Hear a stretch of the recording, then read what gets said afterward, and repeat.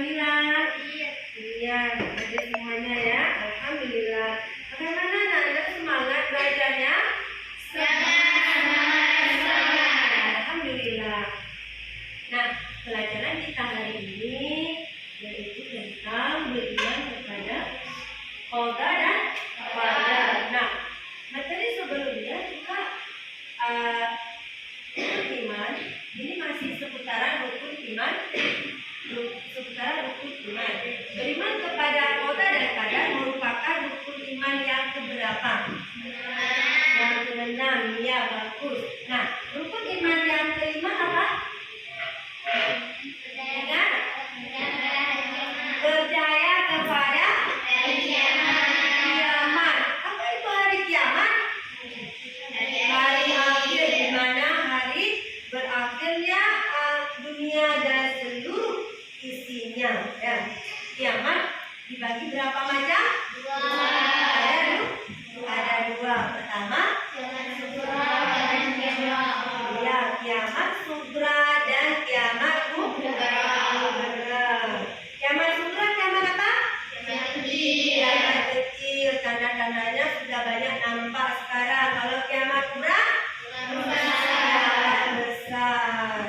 Itu kiamat yang sesungguhnya. Nah, beriman kepada qada dan qadar merupakan lanjutan daripada beriman kepada hari kiamat. Qada dan qadar. Kita lihat dulu letak konsepnya, anak-anak.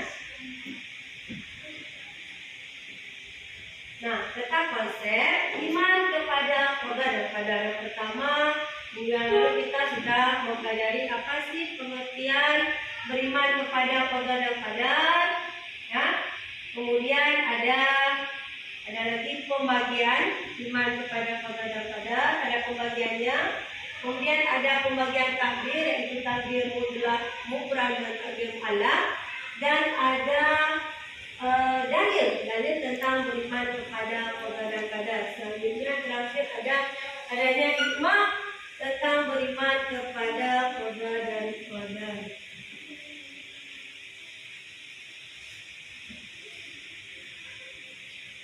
Adapun kompetensi dasar yang ingin dicapai dalam mempelajari ini, yaitu memahami makna iman kepada qada dan qadar berdasarkan pengamatan terhadap dirinya dan sekitarnya dan makhluk ciptaannya. Adapun indikator yang ingin dicapai dalam mempelajari makna iman kepada qada dan qadar, yaitu pertama, kompetensi dasarnya, indikatornya menjelaskan pengertian qada dan qadar secara fakta dengan benar. Kemudian menganalisis perbedaan mufrad dan takdir mu'allaq. Yang terakhir, mengidentifikasi perbuatan orang yang beriman kepada qada dan qadar secara prosedural dengan benar, dan menganalisis hukum bacaan map tentang dalil beriman kepada qada dan qadar dengan benar. Yang terakhir, harus bisa menghafal dalil tentang beriman kepada qada dan qadar dengan benar. Nah, sebelum kita melanjutkan lebih jauh, yaitu kita lihat dulu apa sih qada dan qadar. Adapun tujuan pembelajaran yang ingin dicapai dengan menggunakan metode discovery learning, yaitu stimulus, ya. Stimulus ada pembuktian, kemudian ada pengumpulan data, pembuktian dan kesimpulan. Siswa mampu menjelaskan pengertian qada dan qadar secara serta perbedaannya dengan benar. Yang kedua, siswa mampu membedakan antara takdir mufrad dengan takdir mu'allaq dengan benar. Kemudian yang ketiga, siswa mampu mengidentifikasi perbuatan orang yang beriman kepada qada dan qadar dengan benar. Kemudian yang keempat, siswa mampu menemukan dalil nafsi tentang beriman kepada qada dan qadar. Dan yang kelima, menentukan manfaat beriman kepada qada dan qadar. Anak-anak perhatikan tayangan video ini. Ya.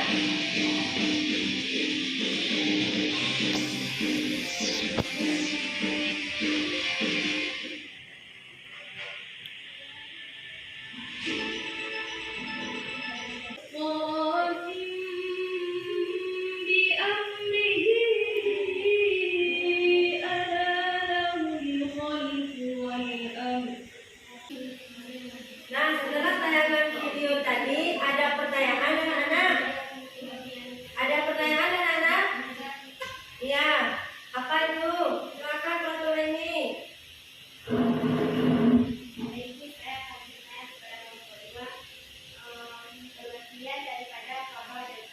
Ya, bagus sekali pertanyaannya. Siapa mau jawab?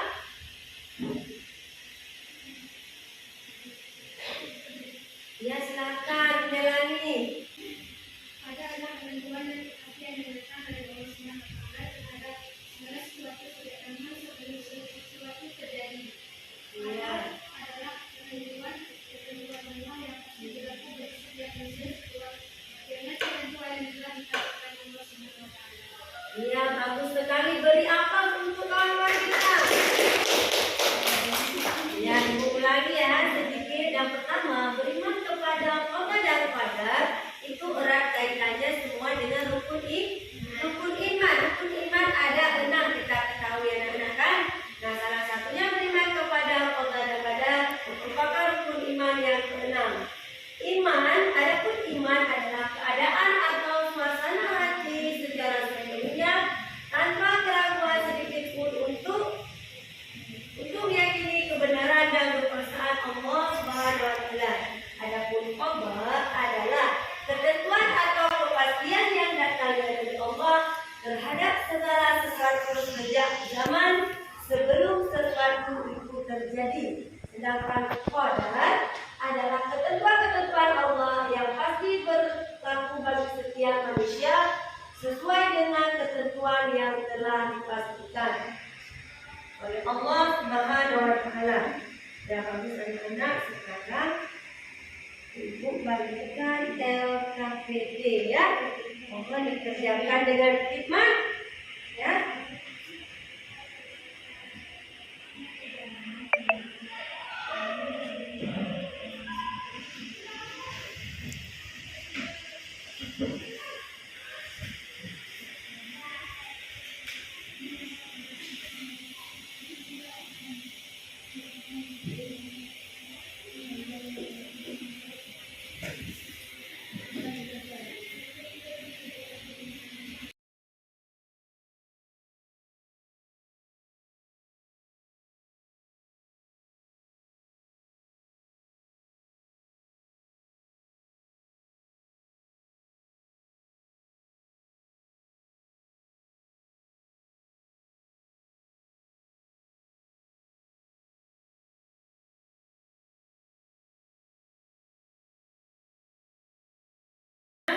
Dari nanti kelompok 4 ada sama kenaan tentang qada dan qadar.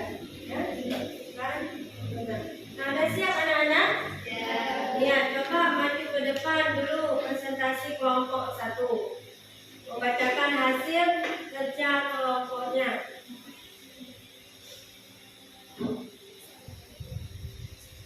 Assalamualaikum warahmatullahi wabarakatuh. Waalaikumsalam warahmatullahi wabarakatuh. Saya perwakilan dari kelompok 1 ingin mempresentasikan hasil kerja kami, yaitu tentang perbedaan takdir mubran dan takdir mu'allaq. Takdir mubran ialah ketentuan dan keputusan Allah Subhanahu wa Ta'ala yang pasti berlaku atas diri manusia dan tidak bisa ditawar lagi. Yang kedua, takdir mu'allaq ialah ketentuan Allah Subhanahu wa Ta'ala yang masih bisa diubah melalui usaha dan tawakal. Hanya ini yang saya sampaikan lebih dahulu. Assalamualaikum warahmatullahi wabarakatuh. Waalaikumsalam. Ada pertanyaan dari kelompok lain? Silakan. Kita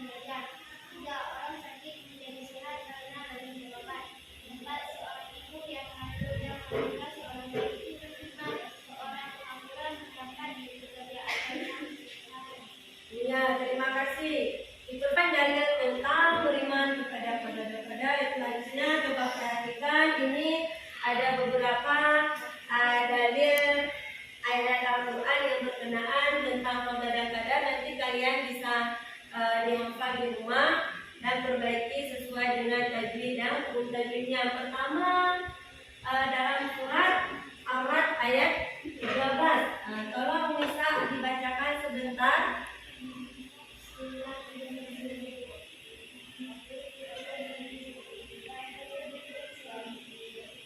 Artinya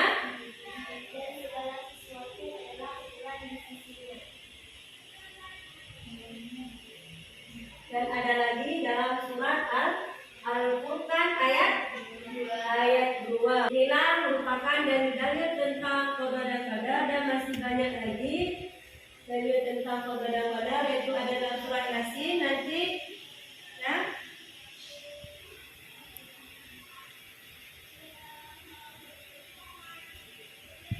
Kemudian macam-macam takdir ya, yaitu takdir mubrad dan takdir muallaq. Takdir mubrad adalah takdir atau ketentuan dan keputusan Allah SWT yang pasti berlaku pada diri manusia dan tidak bisa ditawar-tawar lagi. Contohnya hidup dan matinya seseorang ya, itu tidak bisa ditawar-tawar lagi. Apabila datangnya kematian tidak bisa diawalkan dan tidak bisa diakhirkan. Kemudian takdir muallaq. Takdir muallaq adalah ketentuan Allah Subhanahu wa taala bagi makhluknya yang masih bisa diubah melalui usaha, doa dan tawakal. Contohnya seperti kalian ini, kalau mau rajin belajar, kalau mau pintar harus rajin belajar, kalau mau kaya harus berusaha dengan sungguh-sungguh. Adapun hikmah beriman kepada qadar yang pertama bisa mendekatkan diri kepada Allah, mendidik manusia agar senantiasa berikhtiar, mendidik manusia agar senantiasa sabar dan tawakal, dan mendidik manusia untuk tidak bersikap sombong, ujub dan lain sebagainya.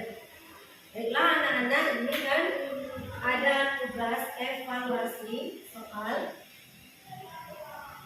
ya, tolong dikerjakan ya, waktunya sudah siap kan?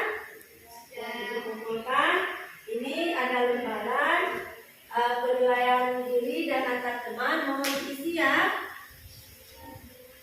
mohon isi dengan benar dan sebenar-benarnya, nanti ada penilaiannya.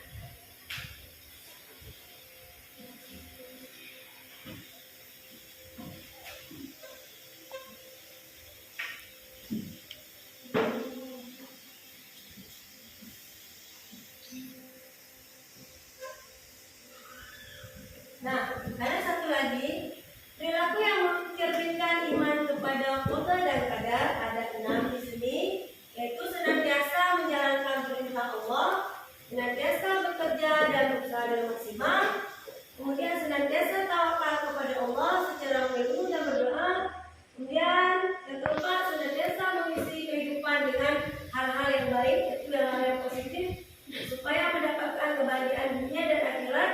Yang kelima, senantiasa menunaikan dan memperhatikan kebesaran Allah. Yang keenam, senantiasa bersabar dan sabar dalam menghadapi ujian Allah. Nah, dari paparan materi kita hari ini anak-anak, bagaimana pelajarannya, menyenangkan? Alhamdulillah. Alhamdulillah. Jadi ada nggak materi ini yang sudah dipahami atau yang belum dipahami? Ada? Alhamdulillah sudah dipahami semuanya.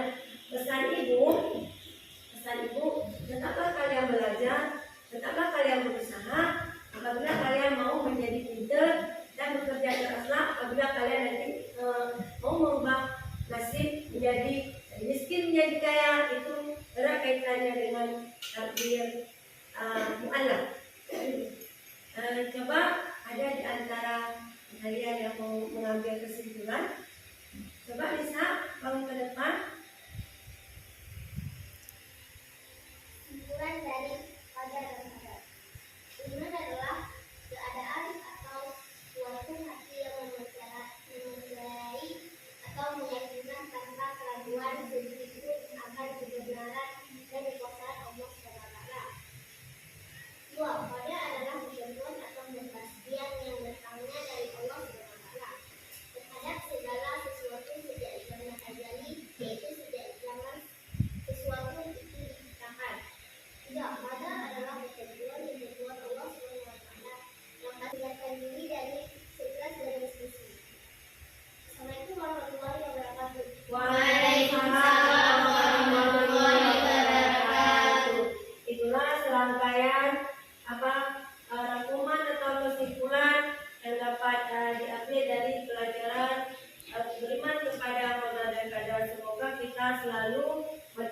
dan menjalankan perintahnya supaya semua rukun iman termasuk beriman kepada qada dan qadar tercapai dalam kehidupan sehari-hari. Dan ingat salah satu yaitu jauhkanlah dari sifat sombong, ujub dan takabur, dan tetaplah berusaha berdoa untuk memperoleh sesuatu. Ini ada apa? Tugas mandiri ya tentang dalil beriman kepada qada dan qadar, itu surat Amr ayat 3 nanti dipelajari dan ditandai hukum tajwidnya, dikumpulkan minggu depan Ibu. Adapun mungkin cukup sampai di sini. Adapun pesan moral yang bisa kita dapati pada pelajaran hari ini, yaitu tidak ada sesuatu pun di dunia ini yang paling banyak dibaca oleh orang-orang sebelumnya, yaitu Al-Quran. Karena dengan membaca Al-Quran hidup kita akan damai, tentram, dan membawa kita kepada kebahagiaan dunia dan akhirat. Mungkin hanya di sini saja pelajaran kita pada hari ini. Lebih dan kurang Ibu mohon maaf. Akhirul kalam. Subhanakallahumma wa bihamdika